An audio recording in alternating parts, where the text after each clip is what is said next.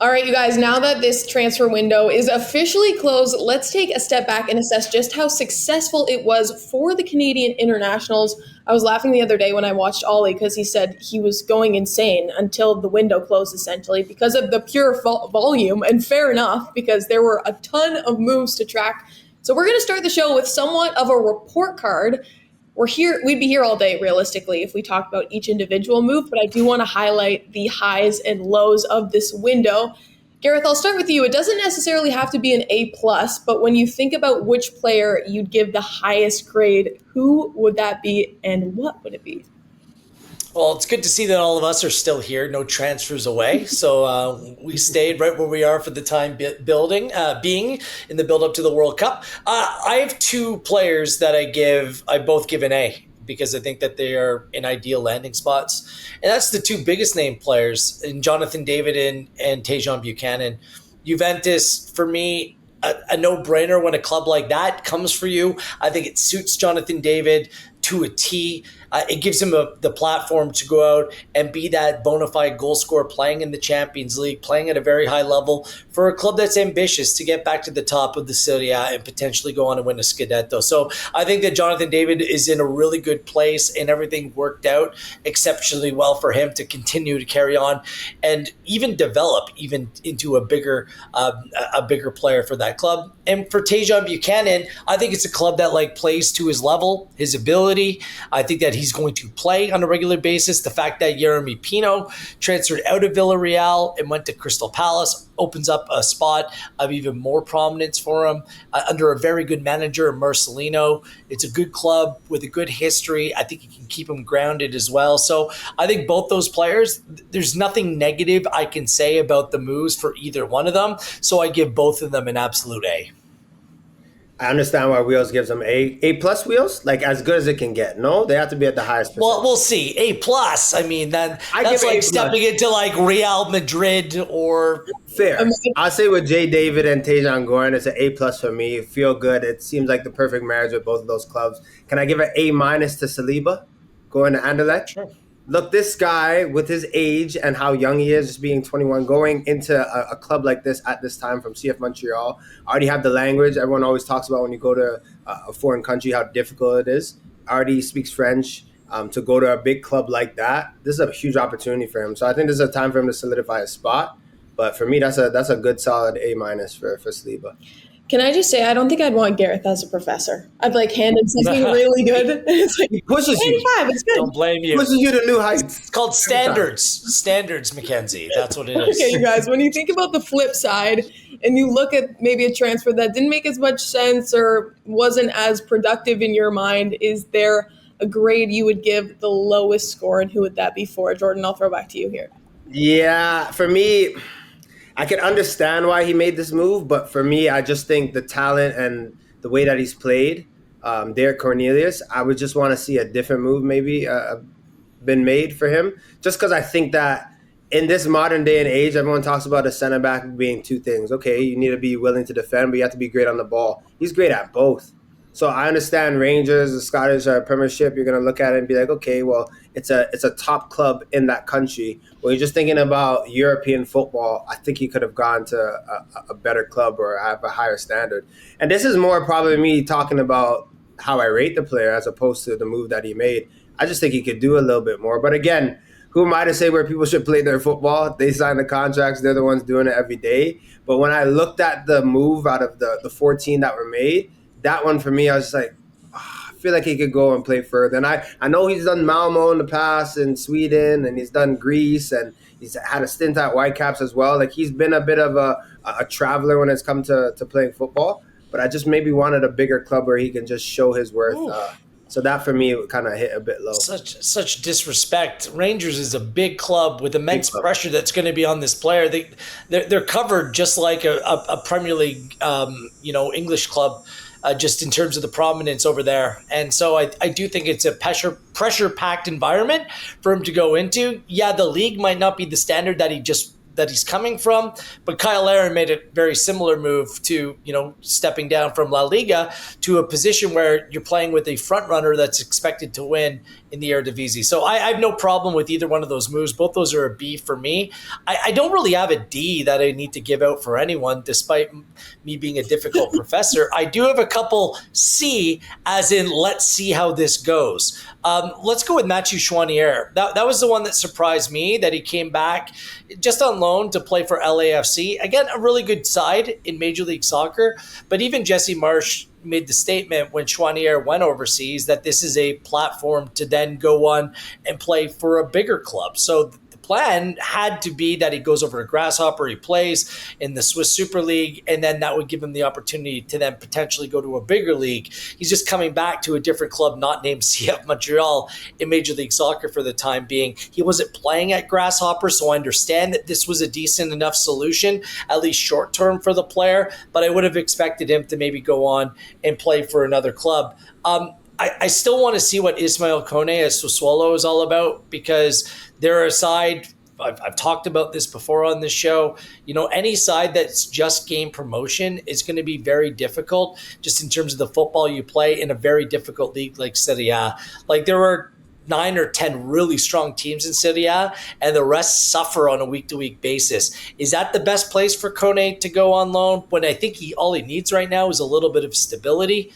Yes, he will receive playing time and the ability to go out there and play, but we'll see what that actually looks like and what's that all about. Another C for Daniel Jebison going on loan to Preston, based upon the way that things have worked out in these early days with the injury, the manager calling out the personal trainer, and the fact that for whatever reason he's not with Canada this window. That might not be the best place for him to be at this juncture as well, although looks like he will play considerable football. And my last one is Tani Oluwaseyi. It's a no-brainer for a player like him at his age to make the move from Minnesota to Villarreal, but they bring in Oluwaseyi, then Villarreal go and splash $30 million for another striker.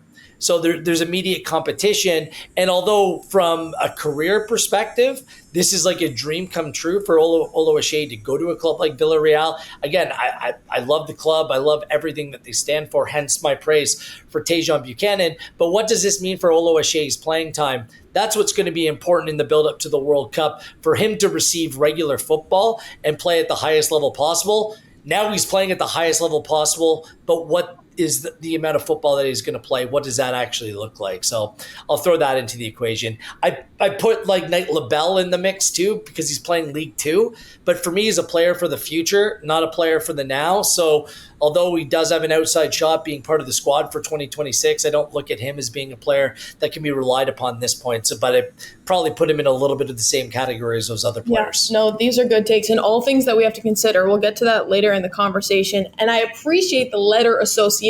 Jordan, you skipped out on that. I don't know if you meant to do that. As only wheels can do that. That's a wheels thing. I can't do that. Okay, great. You can do that. Before we move on, see and I want to see and all that. Yeah, that was good. That was clever. That's wheels all day long. Let's talk you gotta give him his hat. The overall satisfaction. Well, just be better, Jordan. Be better. You guys let me know when you're done, okay? Yeah. We're done. Talking about overall satisfaction, when you look at all 12 moves that were made, what do you think you would give this team as a whole, I should say, in this transfer window? I think overall, B or B plus, it has to be, because there were so many players that needed a move, which made this a very complex summer just based upon the timing ahead of the World Cup. And it sounds like Jesse Marsch signed off or played a role in a lot of these, as he was playing agent during his time off in between international windows. And that's an important thing, making sure that the players are taken care of and are going to the best places, the best positions possible. There's nothing that jumps off the page as anything that's a true disaster here. Now it's just about these Canadian players who have more opportunity than ever before to go on and really take full advantage here. So it's up to the players to kind of prove their worth and, make sure that whatever work the manager, their agents, and the representatives put in, that it comes to good. There has been some moves in the past I've been able to be more critical of in the past. This window, although it dragged out to a certain degree, is pretty straightforward. I think there's some decent landing spots across the board for these Canadian players. Agreed. If I gotta give a letter, I'm gonna give a B plus just because I'm a grade. the Grade. Okay. a letter grade. But I'm gonna give a B plus because I'm the newer teacher. So you gave a hard B. Right. I'm gonna give her a B plus. You're getting on that. Yes. But no, everyone talked about how this window is so important that everyone had to get a move, and all the players that needed a move got one. So I mean, from that vantage point, you're looking at it. It has to be positive. So we'll just see what they do. The one that was like, there's a couple players that didn't get moves that is kind of interesting. Nico Seeger. So I'm going to. Did he need one though? Oh, he wanted one. He came out and publicly said that he wanted one. Yeah, I think that getting out of Croatia and playing in a better division would have really helped the player. Especially at this stage of his career when he's really shown something when he's with Canada. And the fact that he didn't move, I'm not too sure what that means. There's always a lot of reported or internet interest when it comes to Nico Seeger. I'm not sure if that is reality or whether contract or anything else came into the equation, but that's a little bit of a surprise. And the other one to watch is Stefan Eustáquio, just in terms of playing time. Porto is a club that he's very comfortable with. He has a certain standing there, but the playing time has dwindled and become a little bit erratic.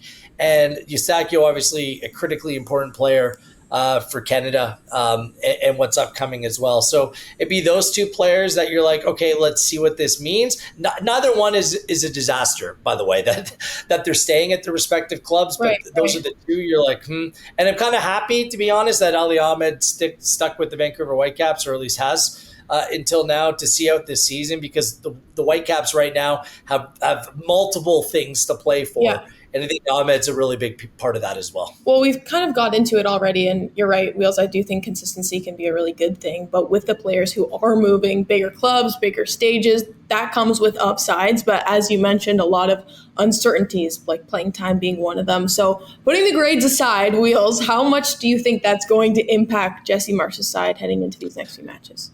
I think this is a really difficult window, not just for Jesse Marsh, but for a lot of international managers, because at this time of year, players are unsettled. Some players like Derek Cornelius haven't been playing a whole lot of first team football. A lot of these players have been sitting kind of waiting for their moves, or they're just adjusting in new environments. So there's the lifestyle, there's the day-to-day habitual stuff, but then there's the on-field. How do I fit? How does this work as well? So a lot's being thrown their way. Obviously, these international teams just don't have time to mess around and need to try to do the best that they can, despite the circumstances. But I think that this is a really challenging window for Jesse Marsh, just to get it right, who to play and how much to push and how much to pull back. Yeah. Well, it'll be interesting. I think the window is about opportunity, and the next few weeks or months, I should say, will be about proof. So we'll see soon enough just how these moves pay off.